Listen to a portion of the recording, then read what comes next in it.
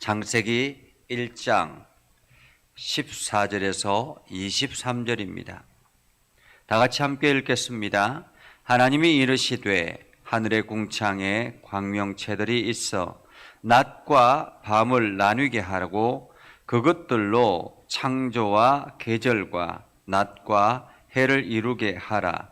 또 광명체들이 하늘의 궁창에 있어 땅을 비추라 하시니 그대로 되니라.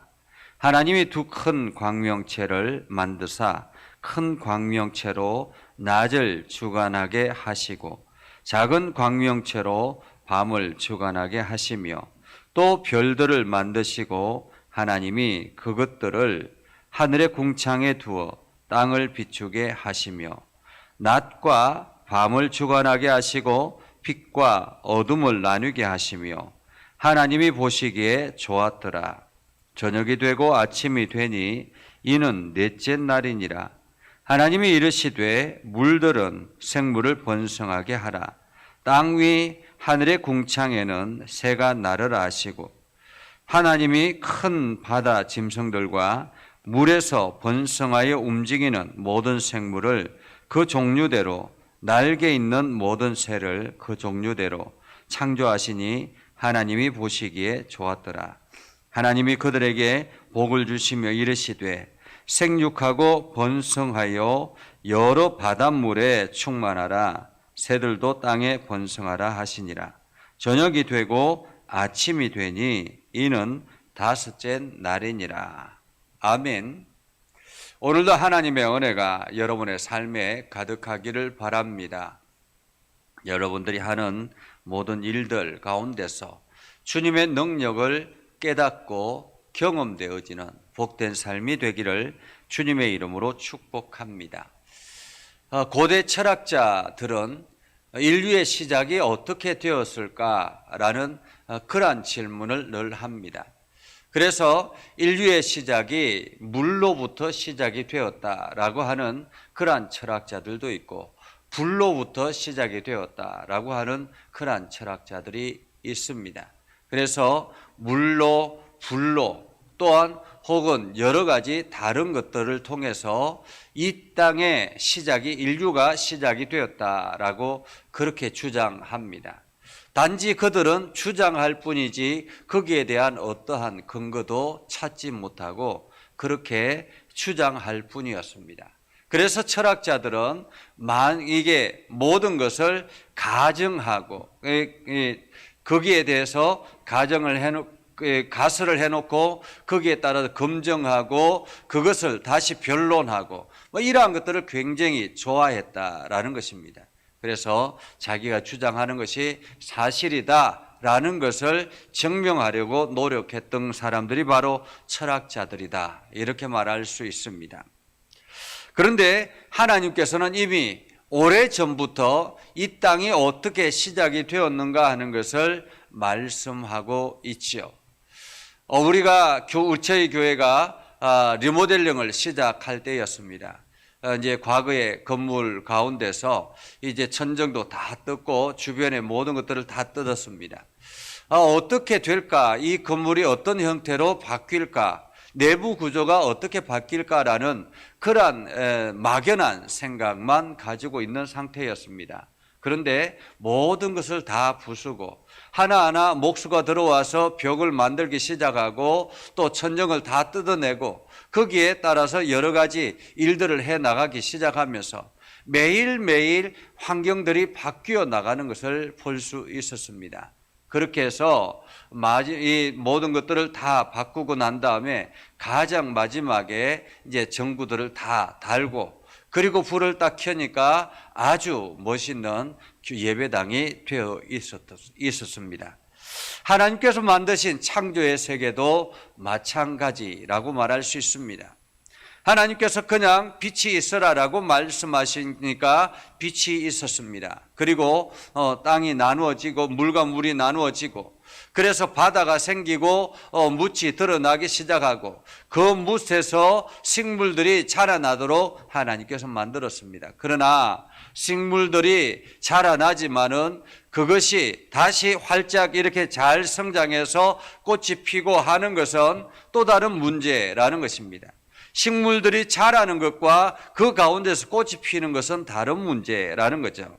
그래서 하나님께서 오늘 본문에 보니까 하늘의 궁창에 광명체들이 있어 낮과 밤을 나누게 하시고 그것들로 징조와 계절과 날과 해를 이루게 하라 이렇게 말합니다. 낮과 밤을 나누게 하고 그것들로 징조와 계절과 날과 해를 이루게 하라. 그리고 광명체들이 하늘의 궁창에 있어서 땅을 비추게 하고 두 큰 광명체로 낮을 주관하게 하고 작은 광명체로 밤을 주관하게 했다라고 말합니다. 이것은 이제 해와 달이 만들어졌다라는 말이기도 하죠. 해와 달이 만들어졌다라는 말입니다. 이것은 하나님께서 처음에 창조하셨을 그 빛과는 다른 개념이라는 것입니다. 과거에는 하나님께서 처음 창조할 때는 빛이 있으라라고 말씀하실 때는 세상을 비추는 빛이었습니다. 거기에는 다른 어떤 것들도 없는 그냥 밝게 하는 빛이었습니다. 그런데 하나님께서 이 빛의 이 지구를 자연스럽게 자연 시스템으로 만들어 나가는 그 과정에서 단순한 빛만 있게 만드는 것이 아니었다라는 것입니다. 거기에는 온도를 첨가해서 이 온도가 어떻게 빛이 비춰지느냐에 따라서 온도가 자꾸 변화가 일어나기 시작하고 그 변화를 통해서 식물들이 잘 자라고 그리고 꽃을 피게 하고 모든 환경이 조성되더라라는 것입니다. 참으로 신기하지 않겠습니까? 그냥 세상을 밝게 해주는 비춰주는 그러한 빛만 만든 것이 아니라 하나님께서는 이미 이 세상이 자연 시스템으로 돌아갈 수 있도록 모든 환경을 생각했더라라는 것입니다. 하나님의 큰 그림이라고 말할 수 있죠. 어쩌면 우리는 그냥 단순하게 세상을 비추게 하는 그런 전기만 들어오면 되겠다라고 생각하지만은 전기뿐만 아니라 여기에 온도까지 잘 조절할 수 있는 그러한 빛을 만드셨다라는 것입니다. 한마디로 우리가 지금 천정에 전기가 달려 있습니다. 그런데 이 전기가 그냥 단순히 빛만 비추는 것이 아니라 온도까지 잘 이렇게 해결해 나갈 수 있는, 그래서 추우면 이것이 온도가 더 좋아져 가지고 그냥 전기의 온도까지 같이 올라가게 상승하게 만들어서 사람들이 온화하게 살아갈 수 있는 환경을 만든다면 놀라운 변화가 일어나는 것 아니겠습니까? 그러면은 에어컨이나 히터나 이러한 것들이 따로 필요가 없는 것이죠. 어쩌면 하나님께서 해와 달을 만든 것은 에어컨이나 히터가 따로 필요 없도록 이 지구를 잘 이렇게 이루어 나가서 생명체들이 자랄 수 있도록 모든 환경을 만드는 그러한 놀라운 결정적인 역할을 했다라고 말할 수 있습니다. 그래서 14절에 이렇게 말하죠. 궁창에 광명체들이 있어 낮과 밤을 나누게 하시고 그것들로 징조와 계절과 날과 해를 이루게 하셨다라고 말하고 있습니다. 징조와 계절과 날과 해를 이루게 하셨다. 우리가 건축하는 사람들을 보면 작은 건물을 건축하는 사람들과 그리고 대형 건물을 건축하는 사람들의 스케일이 다르다라는 것입니다.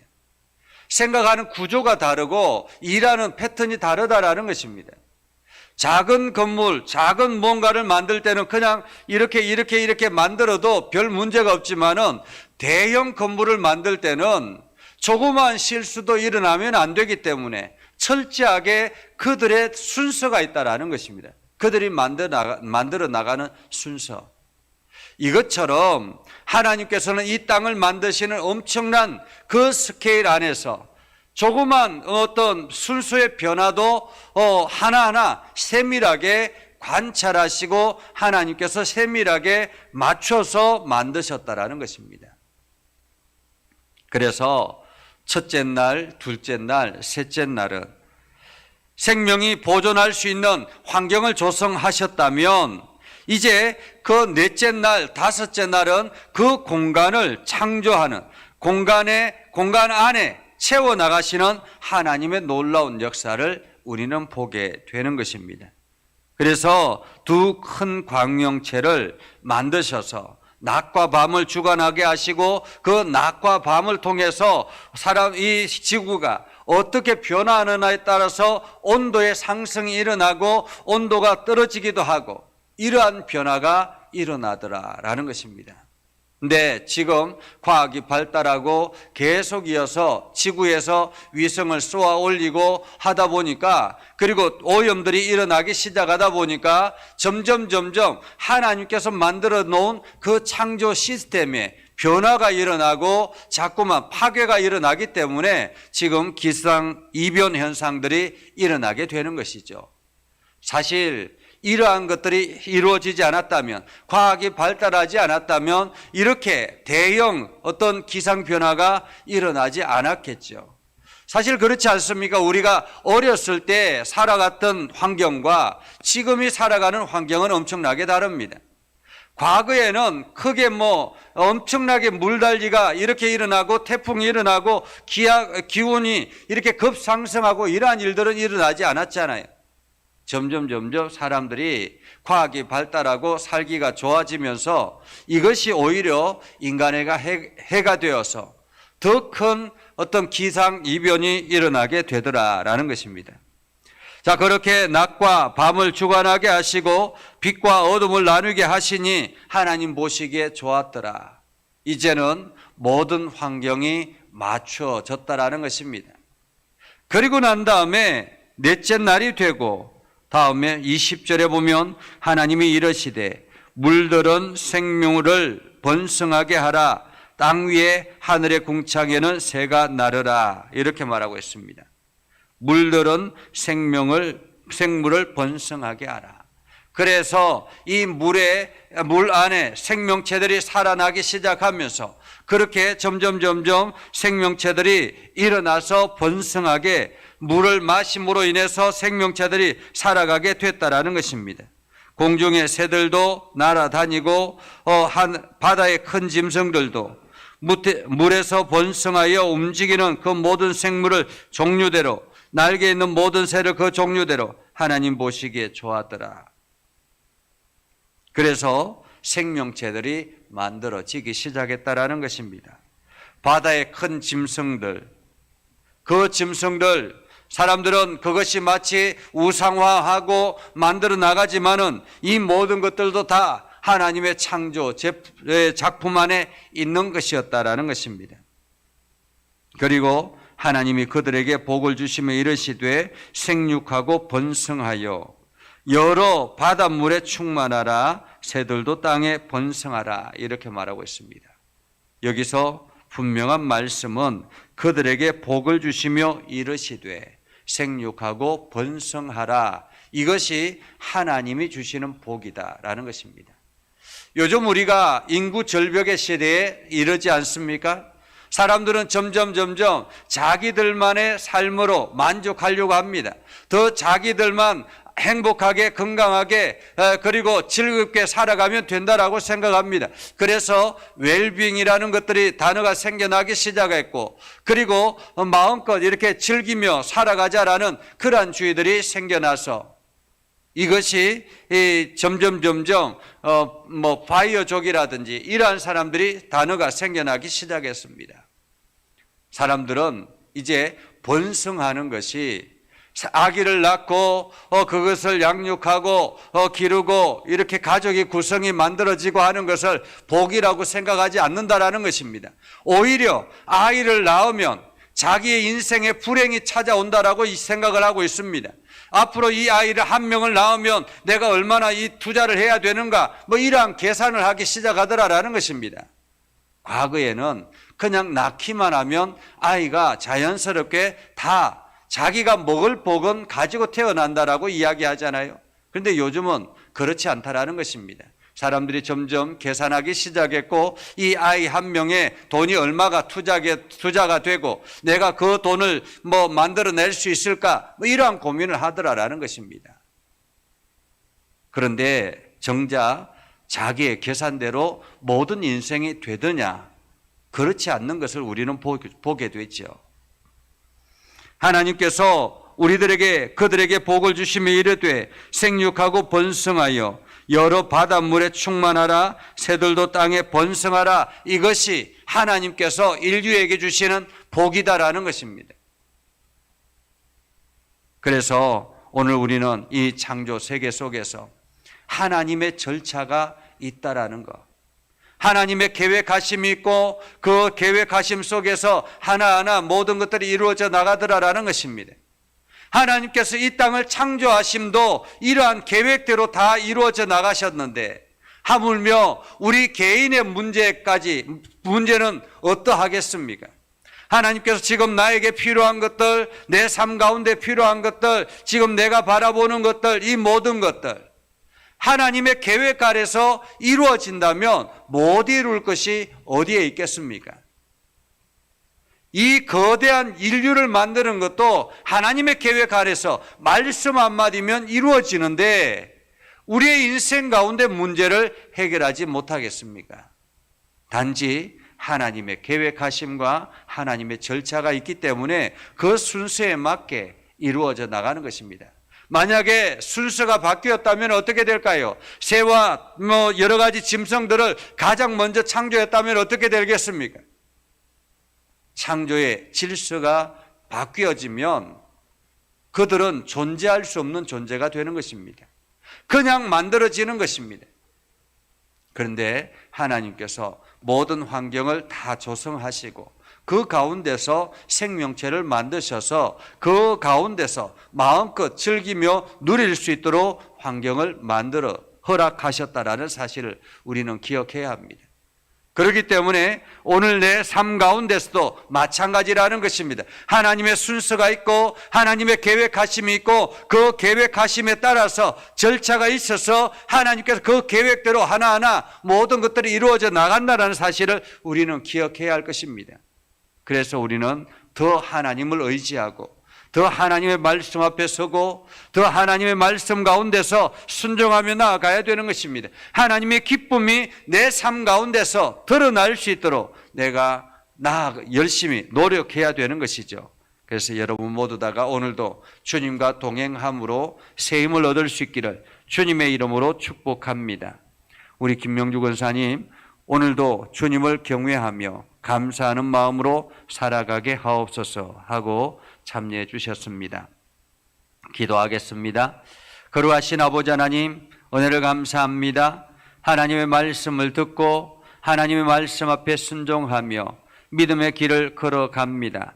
하나님께서 이 땅을 창조하신 그 창조의 세밀하심이 우리의 삶 가운데 역사하고 계시는 줄 압니다. 그래서 오늘도 우리가 모든 것을 내려놓고 하나님께 맡기며 나아갑니다. 하나님, 인류 가운데 필요한 것을 아셔서 때를 따라 자연스럽게 모든 것들이 환경이 이루어져 나가도록 만드신 것처럼 오늘 우리의 삶 가운데서도 역사하여 주셔서 우리가 앞으로의 살아갈 모든 환경을 하나님께서 조성하여 주시고 하나님께서 만들어 주셔서 우리가 기쁨으로 하나님을 찬양하며 하나님의 이름을 더 높이게 하여 주시옵소서. 우리 예전교회가 이 사역을 열심히 감당하게 하시고 주의 복음을 선포하는 일에 힘을 다하는 아름다운 교회 되게 하여 주시옵소서. 우리 장로님들을 복되게 하여 주시길 원합니다. 건강하게 하여 주시길 원합니다. 하나님의 능력 안에 거하게 하여 주시길 원합니다. 날마다 새 힘을 얻으며 나아갈 수 있도록 하나님 인도하여 주시옵소서.